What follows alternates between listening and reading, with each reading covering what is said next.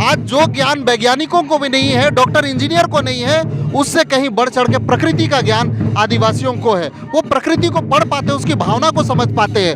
आज लोग किताबों को पढ़ने के बाद आज लोग इंसान का भावना को इंसान भी नहीं समझ पा रहा है। लेकिन हम आदिवासी ऐसे हैं जो इंसान को तो समझते ही समझते हैं, लेकिन जो अनबोलता जानवर हो या ये पेड़ पौधा हवा पानी हो, हम उनकी भावना को भी समझते हैं। तो आज निश्चित रूप से पूरे दुनिया को आदिवासियों से सीखना चाहिए कि आज इस प्रकृति की भावना को कैसे समझे। ये प्रकृति ये हमें कुछ नहीं मांगता है, बल्कि ये हमें देता है, और ये जो चीज़ देता है उसके बिना हम जीने की कल्पना नहीं कर सकते हैं। लेकिन आज हम इतने अनभिज्ञ हैं, इतने अज्ञानी हैं कि हम इस पेड़ से जो हमें ऑक्सीजन मिलता है, हम टांगा लेकर उसी को काटने चले जाते हैं। और जंगल का जंगल आज साफ कर दिया जा रहा है। आज जंगल को काट कर लोग सोच रहे हैं कि हम लोग करोड़पति बनेंगे। पहाड़ को तोड़कर पत्थर बेचकर लोग सोच रहे हैं करोड़पति बनेंगे। नदियों का बालू बेचकर लोग सोच रहे हैं करोड़पति बनेंगे। लेकिन जब ये हवा जो हमें मुफ्त में मिल रहा है, ये करोड़ों नहीं मांग रहा है, 1 रुपया नहीं मांग रहा है, जिस दिन ये हवा बंद हो जाएगा ये करोड़ों रुपया कोई काम का नहीं रहेगा। इसलिए इस हवा को शुद्ध रखना है, इस पर्यावरण इस प्रकृति को शुद्ध रखना है। तो ये ज्ञान आज आदिवासियों से दुनिया के लोगों को सीखने की ज़रूरत है। जोहार। इस वक्त हम लोग राहे ब्लॉक के एक सुदूरवर्ती गांव में हैं और यहाँ पर सरुल मनाया जा रहा है। आपको बता दें चले, आदिवासियों का जो त्यौहार होता है हमेशा प्रकृति को समर्पित होता है और हमेशा प्रकृति की गोद में मनाना वे पसंद करते हैं, चाहे वो सरुल हो, कर्मा हो या फिर तमाम उनके जो परंपरागत जो त्यौहार हैं जो उनके विरासत में मिले हैं। बिल्कुल अगर आपको चारों तरफ दिखाएंगे तो पहाड़ी की इस गोद में बसा यह गाँव है जहाँ पे सरुल मनाया जा रहा है और दूर दूर से लोग आ रहे हैं। आपको बता दें चले, सरुल के दिन बिल्कुल गांव का एक मुख्य स्थल होता है जहां पे अखड़ा मनाते हैं लोग और बिल्कुल ढोल मांदर की गूंज से पूरा जंगल गूंजता है, पूरा पहाड़ गूंजता है। और सरुल मनाने के साथ प्रसाद का वितरण किया जाता है जिसमें तमाम खिचड़ी जैसे प्रसाद के रूप में ग्रहण करते हैं लोग। और जो आदिवासी हैं और बिल्कुल ढोल मांदर के साथ नृत्य करते हुए मनाते हैं। कहते हैं आदिवासियों के जो परंपराएं हैं, आदिवासी इस अभी भी आदिकाल के अपनी परंपरा विरासत को संजो के रखे हुए हैं।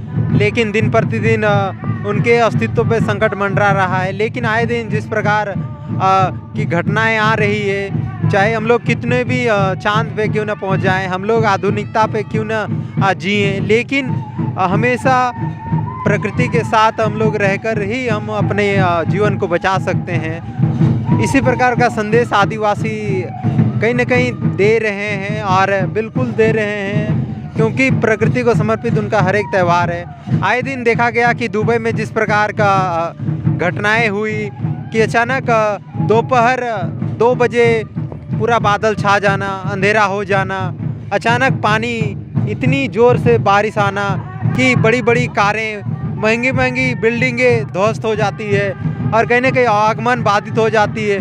और ऐसे विकसित देश को सोचने को मजबूर कर देता है कि आखिर क्या कुछ कारण है कि वे अपने आप को खुद को बचा नहीं पाए। तो यही कारण है कि हम कितने भी विकास क्यों ना कर लें, लेकिन प्रकृति के द्वारा ही हमारा संरक्षण होगा, हमारा डेवलपमेंट होगा, तो ही हम बचेंगे।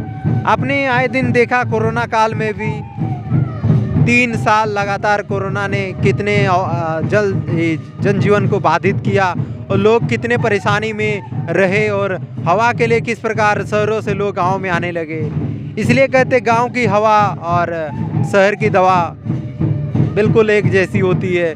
यहाँ की हवा ही दवा का रूप में काम करती है। तो फिलहाल इस वक्त हम लोग यहाँ पर हैं और यहाँ पे तमाम सरुल मनाने के लिए लोग जुटे हुए हैं और हम लोग वार्ता भी करेंगे यहाँ पर जो मुख्य लोग हैं उनसे।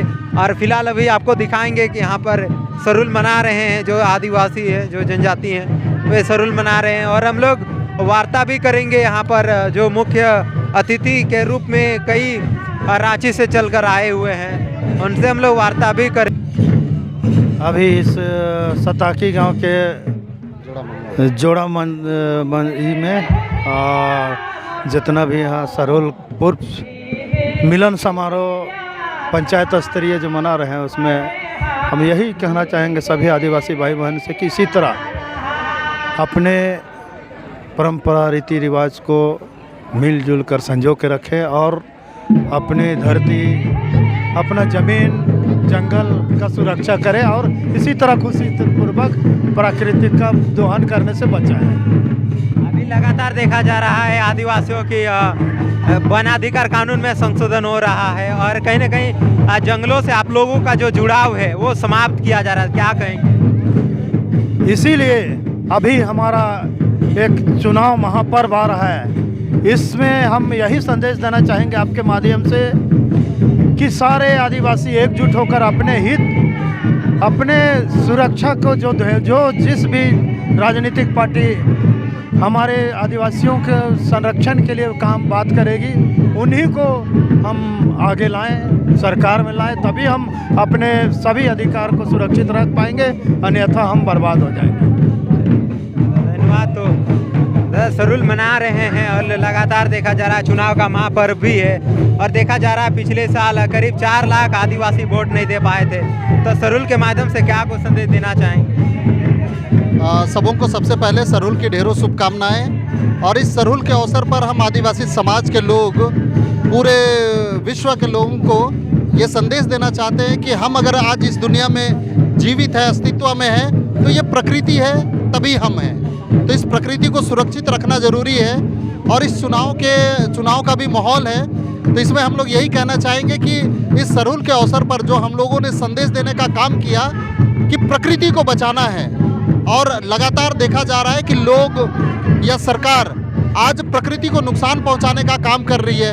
हसदेव जंगल जैसे जंगल को ख़त्म करने की काम हो रहा है और इस तरह से पर्यावरण पूरी तरह से असंतुलित हो जा रहा है। तो हम लोग यही संदेश देना चाहेंगे कि ये प्रकृति है, तभी हम हैं। बिना हवा बिना पानी का हम जीवित रहने की कल्पना नहीं कर सकते हैं, लेकिन आज लोग अपने आप को पढ़ा लिखा बुद्धिजीवी तो मान रहे हैं, लेकिन वो इस कदर अज्ञान हो गए हैं और इस तरह केवल साक्षर रह गए हैं, वो शिक्षित नहीं हो पा रहे हैं और आज पूरा जंगल का जंगल पूरा प्रकृति को आज नष्ट कर दे रहे हैं। निश्चित रूप से आज जो हम लोग बोतल में पानी खरीद के पी रहे हैं, कल के दिन में इस तरह का अगर हरकत रहा तो ये नौबत आएगा कि हम लोगों को ऑक्सीजन, ये हवा को भी बोतल में खरीदना पड़ेगा सांस लेने के लिए।